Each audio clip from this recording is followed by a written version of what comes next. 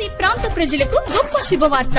మీరు దూర ప్రాంతాలకు వెళ్లకుండా ఇప్పుడు మన దర్శిలోని మీనాక్షి హాస్పిటల్ నందు అత్యుత్తమమైన గుండె సంబంధమైన వైద్య సేవలు. విశేష అనుభవం కలిగిన ప్రముఖ కార్డియాలజిస్ట్ డాక్టర్ చల్లా రక్షితారెడ్డి గారు.